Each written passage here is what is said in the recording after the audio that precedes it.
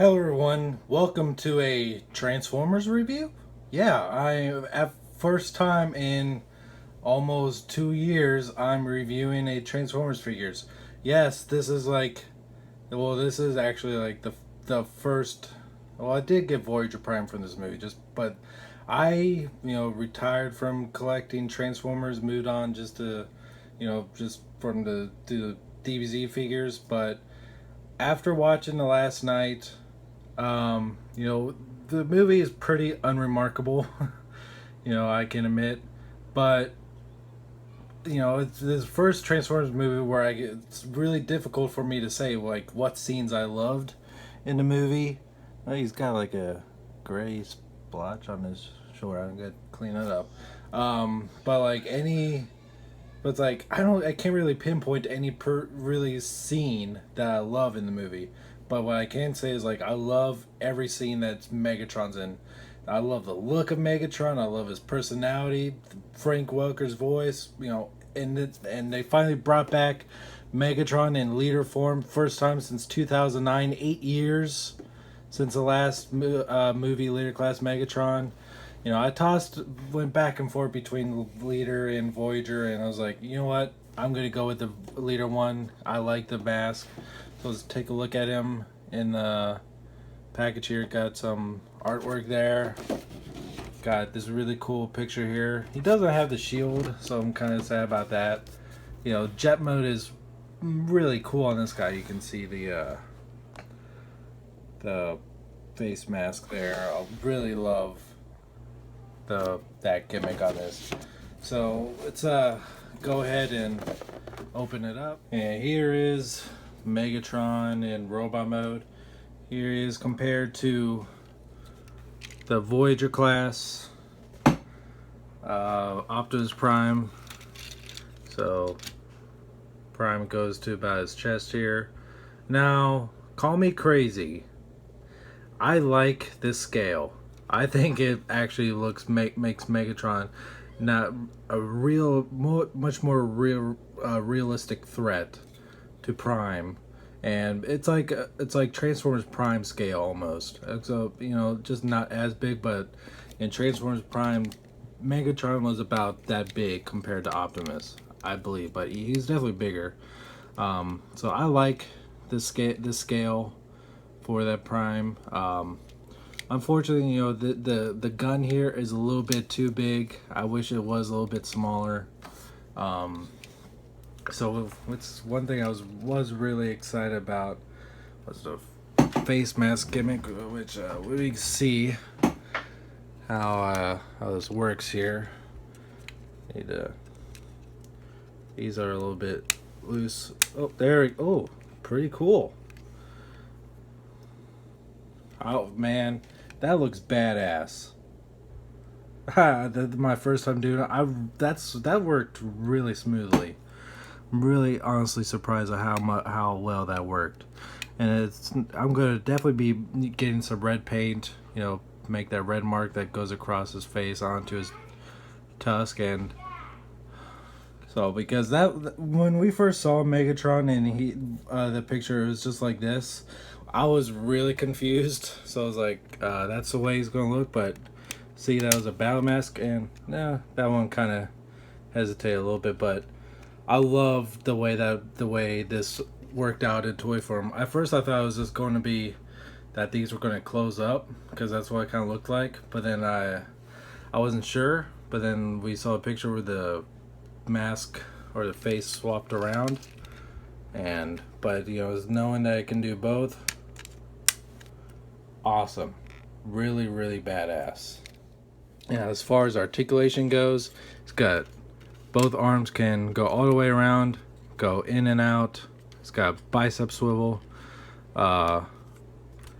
elbow crunch, and you don't have to have the gorilla arms, but when you turn his arm around like that, you do get the hollow spot. So it definitely looks best to keep it like that. Still got the range of motion this arm, although the one thing, it is just a tad bit difficult to get it balanced just right because he is a little bit heavy on the left side. So, but I mean, it's not too heavy, but it you can definitely like find problems doing that. But it's not too bad. His skirt, this part is pretty much his rubber, and the paint job. I gotta say, the paint job is just amazing on this guy. It's got nice weather effect, except on my copy, somebody dripped some silver paint on his shoulder here. But that's kind of a bummer. But all around, like especially on the skirt pieces, I wish there was just a little bit more of this Cybertronian hieroglyphs on the robot mode. There's definitely more on the vehicle mode, which is I can't wait to get to that part. But all around, it looks great. Oh, back to articulation. The skirt pieces can move a little bit. The legs, the skirts are rubber, just so it make a little bit more room here. This is technically his knee joint, and I finally see what one reviewer said. It's very difficult. This, I believe, is part of the transformation. It is very difficult. Well, not difficult, but it does take a little bit of effort to move his knee without popping this joint. But his legs are not too loose going outside to side. If you give him the shake test, his legs stay perfectly in place. Reports about it being unstable figure are very very dramatic, I would have to say. Even his wings do form a bit of a backpack, but it gives him it's still a nice silhouette from the side. And it does cover back of his legs a bit. That is a little bit of a damper, a little bit of a bummer there, but it's still not as bad as the Voyager Galvatron. I mean, and just the silhouette from the front, from the side, unless you're displaying your figure with the back like that, which I don't know why you'd be doing that anyway. You're just not going to mind the backpack at all. And in front, it kind of gives like a cape look to it. And gotta say, even though there's no real explanation of why he got this new form in the movie, I love the night, like the dark night, like a evil night look to him. Oh yeah, forgot about his little sword here.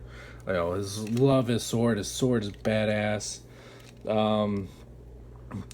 Gotta say, if they were, they chose the right time to bring leader Megatron back into the movie toy line.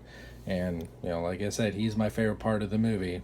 Just anytime he's in there, just watching him talk is pretty awesome. So, really get a great representation of him here. So, I'm not really going to go through a step-by-step process of transformation because, I'm out of practice with that. So, I'm going to speed it up.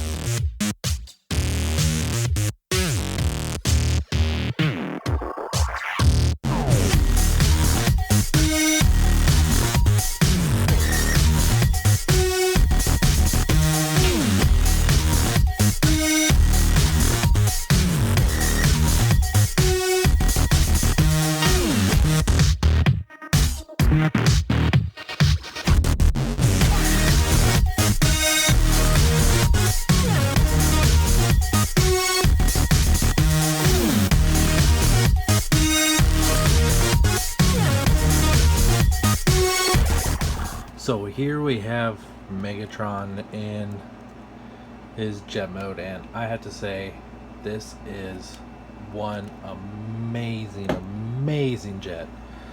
It's a Cybertronian jet. You can see here has some of the Cybertronian glyphs here on the wings too. I wish it had a little bit more, because I really like that added detail for the characters in the movie verse, especially some in robot mode, but not in there.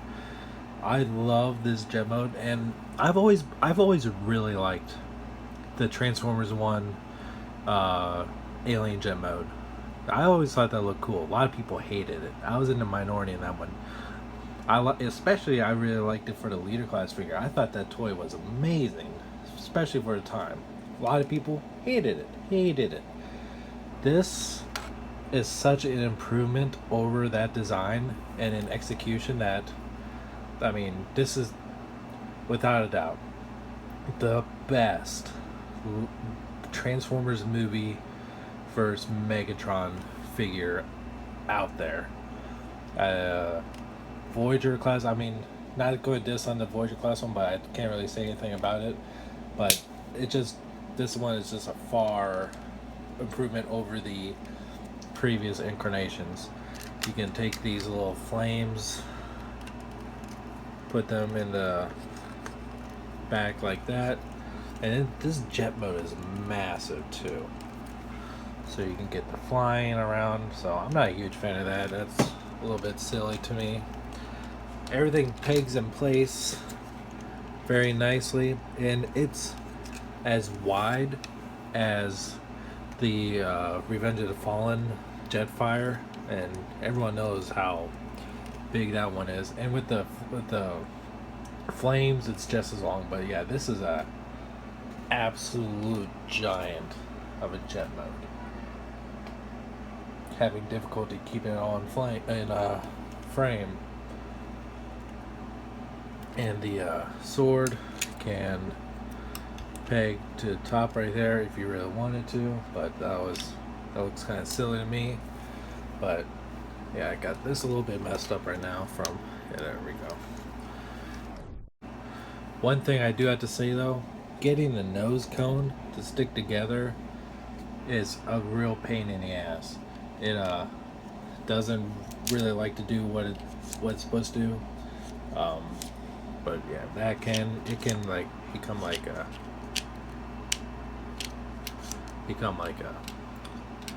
I don't know, gun for the jet.